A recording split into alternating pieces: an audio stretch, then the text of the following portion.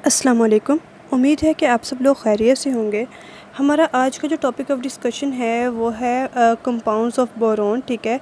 और बोरोन जो है वो हमारे पास 3A ग्रुप का एलिमेंट है और फर्स्ट वाला एलिमेंट है, ठीक है। तो अभी जो है वो हम इसके डिफरेंट कंपाउंड्स के हवाले से बात करेंगे कि उनको हम कैसे सिंथेसाइज़ कर सकते हैं और उनकी क्या प्रॉपर्टीज़ होती हैं, ठीक है। तो चलिए हम अपना आज का लेक्चर जो है वो स्टार्ट करते हैं। सबसे पहले तो बोरोन जो है वो बोरिक्स की फॉर्म में होता है, जिसका हम सोडियम टेट्रा बोरेट बोलते हैं, ठीक है। और इसे हम कह सकते हैं कि बोरिक्स जो है वो सोडियम साल्ट होता है टेट्राबोरिक एसिड का, ठीक है, जिसका फार्मूला होता है Na2B4O7.10H2O। और ये बहुत ही ज़्यादा इंपॉर्टेंट बोरेट है। और अगर हम इसकी अक्रेंस के हवाले से बात करें तो ये नेचुरल डिपॉजिट्स के अंदर पाया जाता है। और उसको जो है हम टिंकल बोलते हैं, ठीक है। और ये टिंकल जो है, ये जो हमारे पास लेक्स हैं तिब्बत और कैलिफोर्निया की, वहाँ पे ड्राइड लेक्स के अंदर जो है पाया जाता है, ठीक है।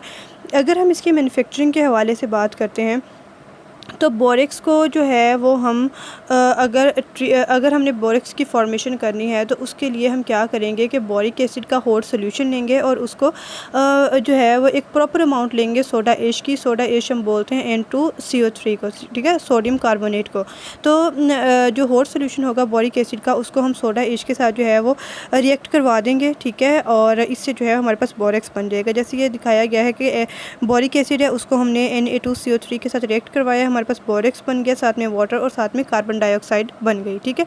तो ये बोरेक्स की मैन्युफैक्चरिंग का एक तरीका हो गया। नेक्स्ट जो है वो हम देखते हैं इसके और मेथड्स के। जो मॉडर्न मेथड है बोरेक्स की फॉर्मेशन का, उसमें हम क्या करते हैं कि हम कोलेमेनाइट लेते हैं। कोलेमेनाइट होता है Ca2B6O11, ठीक है। और इसका हम फाइनली पाउडर फॉर्म में लेते हैं और इसको जो Na2CO3 के सोल्यूशन के साथ रिएक्ट करवाते हैं और इससे हमारे पास कैल्शियम कार्बोनेट्स जो है उसके प्रेसिपिटेट बनते हैं, ठीक है। तो वो प्रेसिपिटेट होते हैं, उनको हम फिल्टर करके प्रेसिपिटेट को वहाँ से निकाल देते हैं, ठीक है। और उसके बाद हमारे पास मिक्सचर बनता है बोरेक्स का और सोडियम मेटाबोरेट का, ठीक है। तो ये दोनों का मिक्सचर होता है। फिर हम क्या करते हैं कि जो टॉप सोल्यूशन होता है ना उसको हम वहाँ से सेपरेट कर लेते हैं और नीचे जो है वो बोरेक्स की क्रिस्टल्स बनी हुई होती हैं, ठीक है। मतलब जब वो आप जो है वो मतलब उसकी जब क्रिस्टल्स बन जाती हैं वो नीचे बैठ जाती हैं और ऊपर वाला जो क्लियर सॉल्यूशन होता है उसको हम सेपरेट आउट कर लेते हैं। तो अगर आपने ज़्यादा बोरेक्स जो है उसको आप कह रहे कि आपने ऑब्टेन करना है, तो फिर आप मतलब आपने उसकी एफिशिएंसी बढ़ानी है अपने इस रिएक्शन की, तो आप क्या करेंगे कि जो मदर लिक्विड बचा है, मतलब जिसमें से आपने बोरिक एसिड की क्रिस्टल्स को अलहदा कर लिया है, ठीक है, वहाँ उस वाले सोल्यूशन के अंदर आप और कार्बन डाइऑक्साइड को के साथ उसको रिएक्ट करवा देंगे, ठीक है।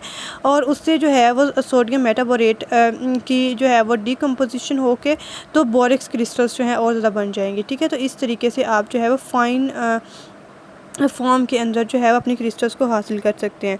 तो इसमें आपके पास जैसे जो है पहले हमारे पास रिएक्शन हुआ था कोलेमेनाइट का Na2CO3 के साथ, उससे हमारे पास कैल्शियम कार्बोनेट बनी, साथ में Na2B4O7 बना, ठीक है, जिसको हम बोरेक्स बोल रहे हैं, और साथ में Na2BO4 बना, ठीक है, जिसमें सोडियम मेटाबोरेट है। सोडियम मेटाबोरेट जो है इसको हमने रिएक्ट करवाया कार्बन डाइऑक्साइड से, उससे आपके पास Na2CO3 बना जो कि आपने इनिशियली रिएक्ट करवाया था कोलेमेनाइट के साथ, ठीक है। और साथ में आपके पास बोरेक्स बन गया।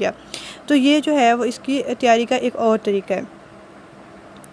नेक्स्ट जो है वो आप बोरेक्स को जो है वो टिंकल से भी जो है वो हासिल कर सकते हैं। कैसे कि आप जो है वाटर टिंकल को जो है वो वाटर के साथ रिएक्ट करवाएंगे और देन उस सोल्यूशन को जो है वो आप इवेपोरेट करवा देंगे, ठीक है। वो वाला एक्चुअल में वो सोल्यूशन जो होगा क्लियर होगा तो आप उसको इवेपोरेट करवा देंगे, तो उससे जो है वो आपके पास बोरेक्स की क्रिस्टल्स बन जाएंगी। तो ये भी एक तरीका है इसकी मैन्युफैक्चरिंग करने का। नेक्स्ट जो है वो हम इसकी बोरेक्स की कुछ प्रॉपर्टीज़ को देख लेते हैं। तो बोरेक्स जो होता है ये एक वाइट क्रिस्टलाइन सॉलिड होता है जो कि स्पेरिंगली सॉल्युबल होता है कोल्ड वाटर के अंदर। मतलब स्पेरिंगली सॉल्युबल मतलब बहुत कम अमाउंट में सॉल्युबल होता है, ठीक है। लेकिन अगर हॉट वाटर हो तो उसके अंदर ये इसकी सॉल्युबिलिटी जो है वो इंक्रीज़ हो जाती है। जैसे 10 डिग्री सेल्सियस पे 100 ग्राम वाटर के अंदर जो है वो जस्ट 3 ग्राम जो है वो डेकाहाइड्रेट जो आपके पास सोडियम टेट्राबोरेट डेकाहाइड्रेट है वो डिज़ोल्व होता है। लेकिन जैसे आपने टेम्परेचर बढ़ाया 100 डिग्री सेल्सियस कर दिया तो 99.3 ग्राम जो है 100 ग्राम में से 99.3 ग्राम जो है वो डिज़ोल्व हो जाएगा, ठीक है। तो इस तरह जो है वो टेम्परेचर बढ़ाने से इसकी जो है वो सोलिबिलिटी जो है वो भी इंक्रीज़ होती है। और जब सैचुरेटेड सॉल्यूशन होता है और उसको जो है वो हम 62 डिग्री सेल्सियस के ऊपर जो है वो क्रिस्टलाइज़ करते हैं, तो उससे हमारे पास जो है ऑक्टाहेड्रल क्रिस्टल्स बनती हैं, जिसको हम ऑक्टाहेड्रल क्रिस्टल्स बनती है पेंटाहाइड्रेट की, लाइक Na2B4O7 और साथ में 5H2O बनता है, ठीक है। लेकिन अगर 62 डिग्री सेल्सियस से टेम्परेचर जो है वो कम होगा तो उससे आपके पास जो है वो डेकाहाइड्रेट क्रिस्टल्स बनेगी। डेका मतलब 10, ठीक है, तो फिर वहाँ पे 10H2O बन जाएगा। तो उससे आपके पास सोडियम टेट्राबोरेट डेकाहाइड्रेट बन जाएगा, ठीक है। तो और जो एक्वस सोल्यूशन होता है बोरेक्स का, वो अल्कलाइन इन नेचर होता है, क्योंकि अगर आप बोरेक्स को जो सोडियम टेट्राबोरेट है, इसके सोल्यूशन को अगर आप रिएक्ट करवाएंगे, बोरेक्स के सोल्यूशन को अगर आप वाटर के साथ रिएक्ट करवाएंगे, तो उससे आपके पास एक स्ट्रॉन्ग अल्कली बनती है जिसको NaOH है, ठीक है, और साथ में वीक एसिड बनता है जिसको H3BO3 बोरिक एसिड बोलते हैं, ठीक है। तो इस तरीके से जो स्ट्रॉन्ग अल्कली होने की वजह से ये सोल्यूशन जो है वो अल्कलाइन इन नेचर होता है। नेक्स्ट प्रॉपर्टी जो है उसमें ये है कि बोरेक्स को जब हम हीट करते हैं तो उसकी डिहाइड्रेशन होती है, ठीक है। और डिहाइड्रेशन होने से क्या होता है कि उसके अंदर जो है वो स्वेलिंग होती है और वो बोरेक्स जो है वो वाइट पोरस मैस की फॉर्म में आ जाता है, ठीक है। और जब हम उसको फर्दर हीट करते हैं तो उससे वो जो सॉल्यूशन होता है वो मेल्ट होके क्लियर और ट्रांसपेरेंट ग्लास की फॉर्म में आ जाता है, ठीक है। और जिसके अंदर जो है वो हम काफ़ी मेटालिक ऑक्साइड्स को जो है जिसके अंदर डिज़ोल्व करवा सकते हैं, ठीक है।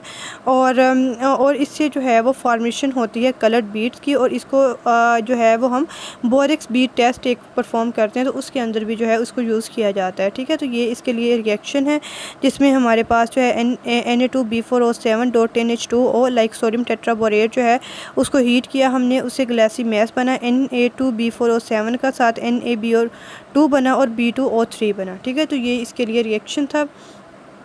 नेक्स्ट इसकी प्रॉपर्टी है कि जो एक्वस सॉल्यूशन होता है इसका, तो वो HCl और H2SO4 के साथ जो है वो रिएक्ट करता है और उससे बोरिक एसिड बनाता है, ठीक है। जैसे देखिए बोरेक्स जो है उसने रिएक्ट किया हाइड्रोजन क्लोराइड के साथ, साथ में वाटर मॉलिक्यूल, और वहाँ से बोरिक एसिड बन गया, ठीक है।